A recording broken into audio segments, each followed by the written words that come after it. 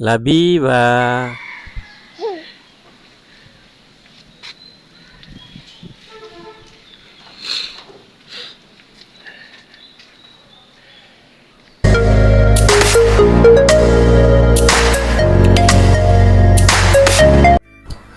বন্ধুরা, আমার ইউটিউব চ্যানেলে সবাইকে শুভেচ্ছা জানাচ্ছি।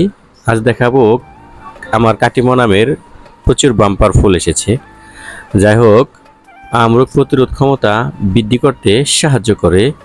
এতে রয়েছে প্রচুর পরিমাণ ভিটা ক্যারোটিন ও ক্যালোরি।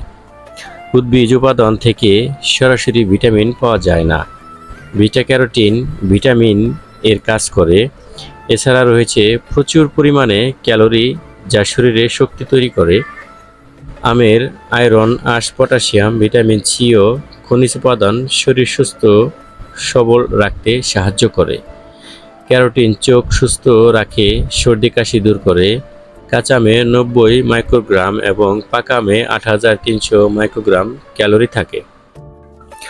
বন্ধুরা, আমার এই ছাদে গাছটিতে প্রচুর পরিমাণে মুকুল এসেছে।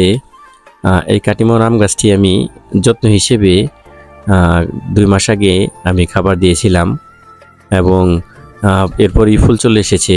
আর ফুলগুলো আসার সাথে সাথেই আমি ছত্রাকনাশক স্প্রে করে দিয়েছি যেন বৃষ্টিতে নষ্ট না হয়। বাট এখন প্রচুর পরিমাণে বৃষ্টি হচ্ছে, প্রতিদিনই বৃষ্টি হয়। আমার মুকুলগুলো হয়তো পচে যাবে কিনা জানি না, একটু সংকোচ বোধ আছে।